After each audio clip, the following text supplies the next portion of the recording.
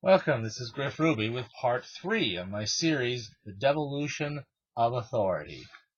Now, in the first parts, I've talked about how in remnant circumstance, the church could have to depend on electors that a pope did not appoint, but they would at least have to be electors that were appointed by true bishops of the church.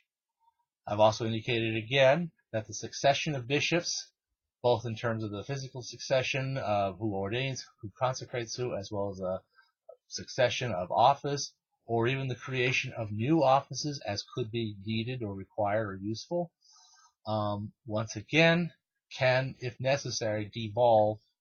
If there's no pope and no other individuals designated for this, this too could devolve to those who must still be at least themselves apostolic bishops. And both of these things were because apostolic bishops must exist. That is a matter of doctrine. To say they wouldn't is already rejected by the church as a heresy. Now I'm going to move to in part 3, I'm going to start talking about yet another category. And this has to do with the way a bishop is consecrated. The sacrament of episcopal consecration is the supreme degree of holy orders.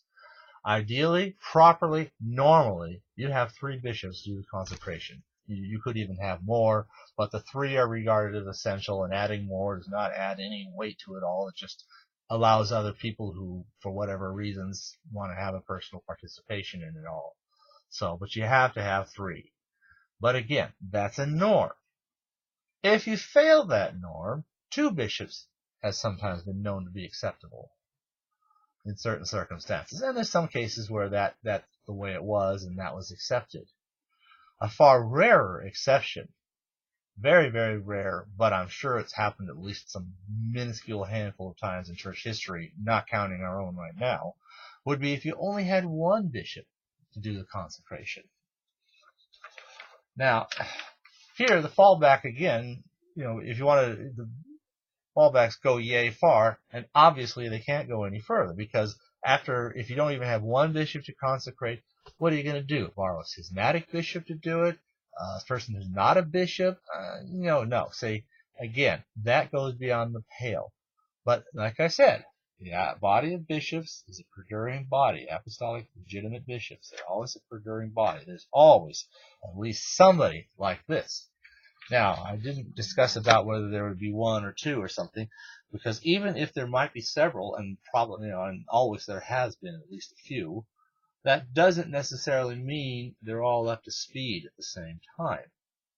We all know that Archbishop Thuk was way ahead of the others. He could see the connection between the communists and the Novus Ordo, and he knew how evil the communists were because they had destroyed his whole family. So he knew how evil it was, and he could see the connection, and he could realize that's not the church. So he was way ahead of all the rest. He knew. He was totally saw the truth.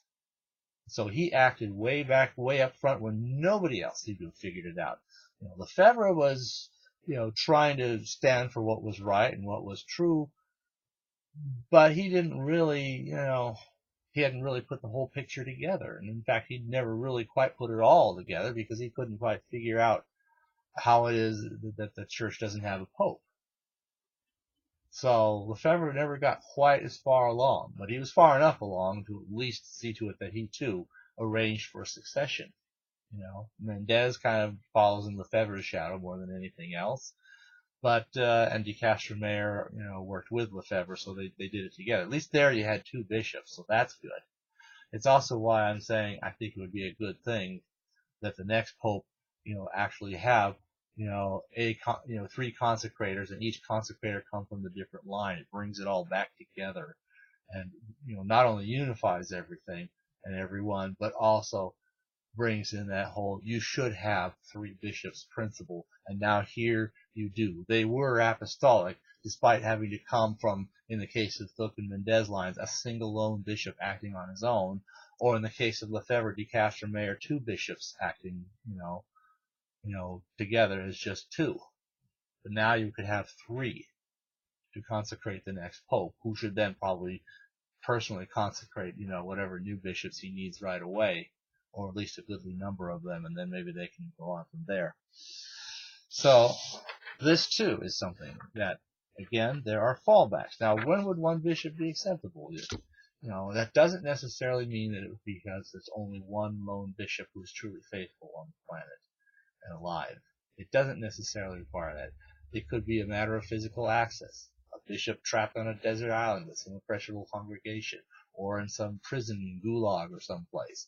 And I think there have been some instances of this thing happening, where a single bishop alone had to consecrate a succession for a given Catholic congregation.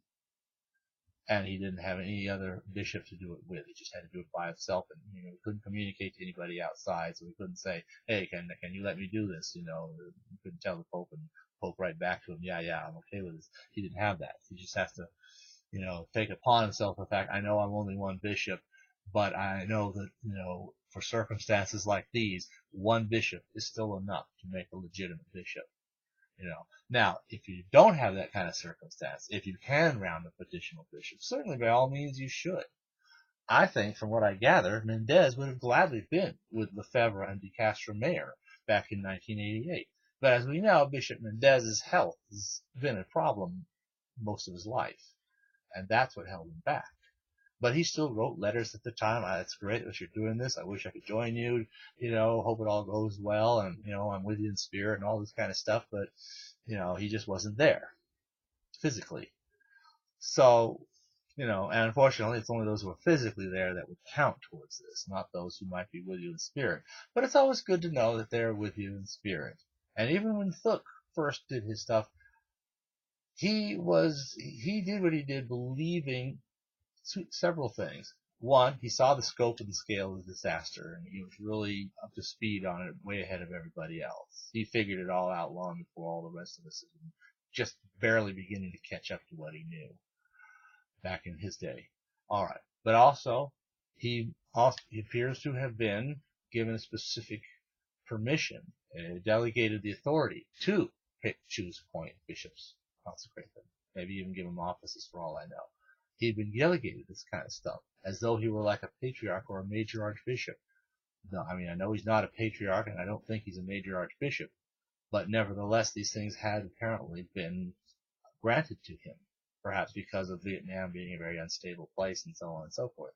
There's various reasons that have been put forth for this, So that appears to be the case. I'm not 100% convinced the documentation proves that, but I'm about 98% sure that I think that he did have this. That also made him more willing to do what he did, because he knew, I can do this because I've been given this kind of permission system, so to see. And then I think the third thing was Thuk had, or something else.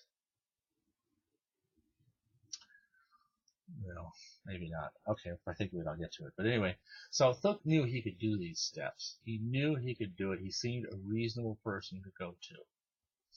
Oh yeah, the third was he'd been given to believe that Lefebvre had recommended it to him. You see. Now, that may be a miscommunication. It's not clear that Lefebvre said, have Thuk do that. That's a great thing. I'm too busy, but Thuk's got some time. He should do it, and you can tell him he'll do it with my blessing. He didn't. I don't see that he said that. He may or may not have. I'm going to assume he didn't. But it was conveyed to Thuk as if Lefebvre, gave us your address and said, you should do this.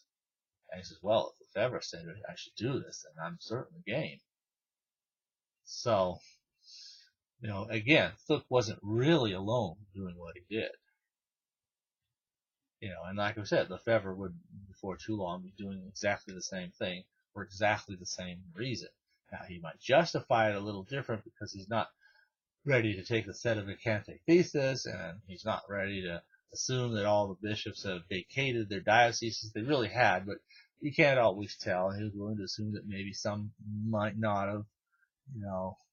He hadn't thought these things through yet. So, given that, and also given the possibility, especially let's say it's some alternate rite where maybe someone really might still be or qualify as a Catholic bishop, you don't want to usurp that, especially like in some alternate rite. So you would say, well, we're not going to try to usurp that. We're going to set up this little sort of like a personal prelature sort of thing, and they did what they had to do, so that no matter what the conclusions were about other things, they've done what needed to be done, and they didn't step on any toes. So, because see, there's no toes to step on. Mendez, I don't know. He said, well, if Lefebvre can do it, I can do it. So that seems to be the chain there as far as how that goes.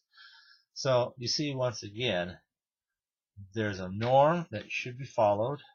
There's exceptions. Sometimes there's even a second fallback. But beyond that, you cannot go. Once again, if you didn't have even at least one bishop, one real apostolic bishop to do the consecration, then you're just plain old short-handed, and you can't do it. You see. But that is impossible if the church should come to such a pass, because the doctrine says so. So once again, we come to that. Well, that's, I think, what I have for part 3.